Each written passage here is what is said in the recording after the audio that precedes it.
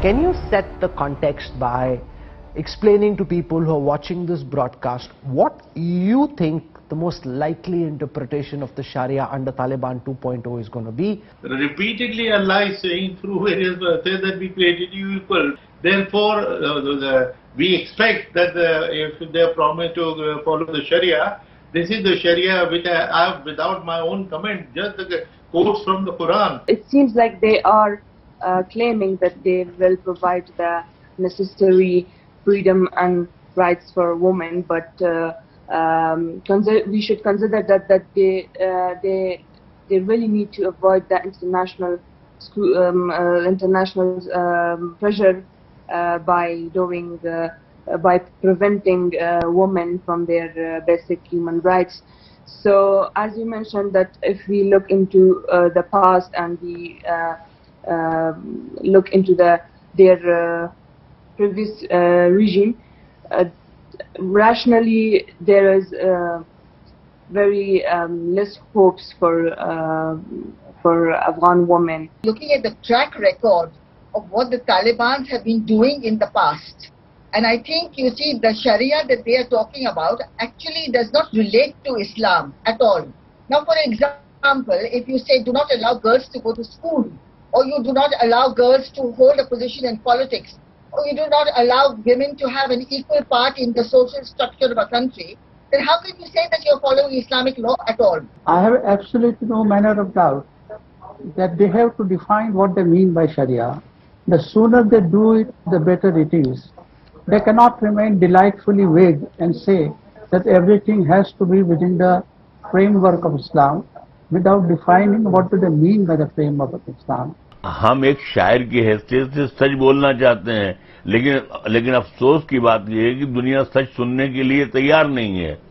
हमने जो बात कही थी वो ये कही थी कि अफगानिस्तान हजारों वर्ष से हिंदुस्तान का दोस्त है और हिंदुस्तान ने हमेशा उसका ख्याल किया।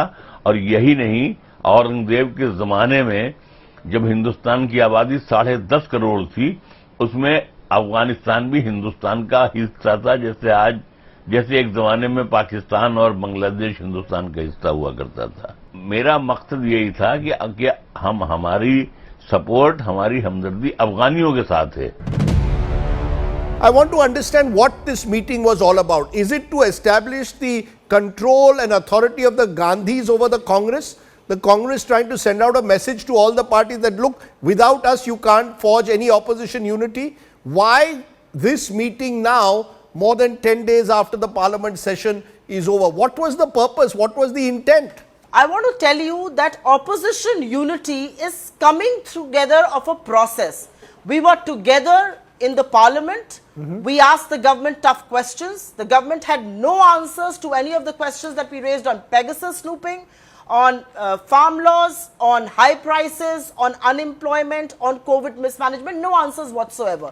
This is a coming together of the process. This unity that was displayed today and has been displayed all along is representation of 60% of India's population, of the electorate. So you may deny it, the BJP may mock it, but the reality is they shiver at the sight of this. In 2004, this was something which was spoken about often.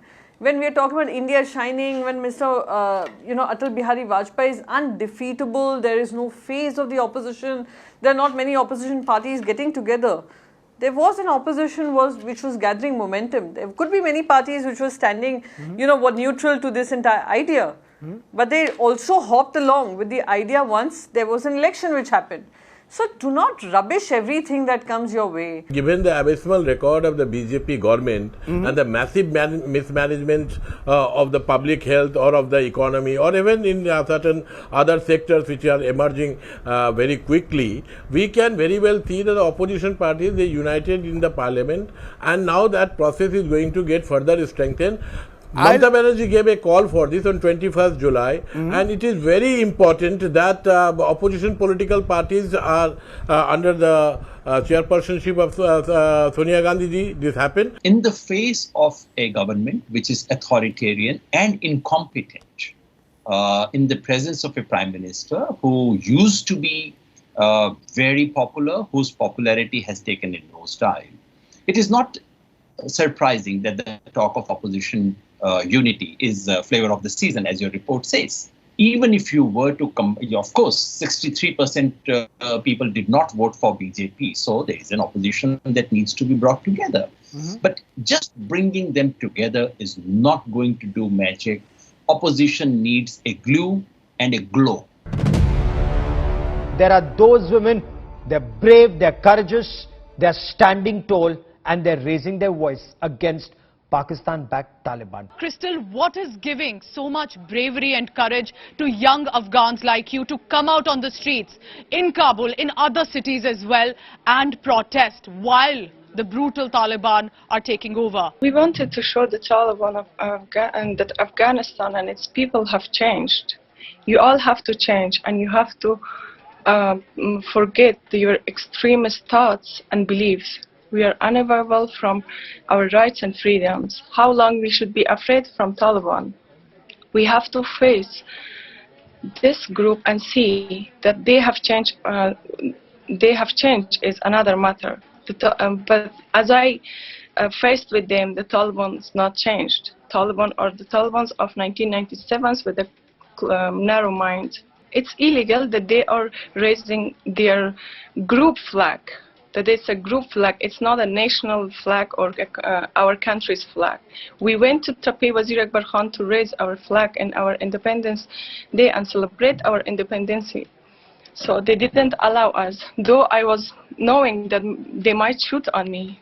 But I accept all these challenges, and I went there and I talked with them face to face that we have this right. But unfortunately, they behave in such a way that they told me, you're a woman, you are a lady, you have to stay at home. Yes. So I told them that we have the right to come out and we have to take part in all spheres of the society, and they said you're in a wrong way. So I didn't accept them, and then I continue, and we came on the streets and by giving slangs of Zindabad Afghanistan.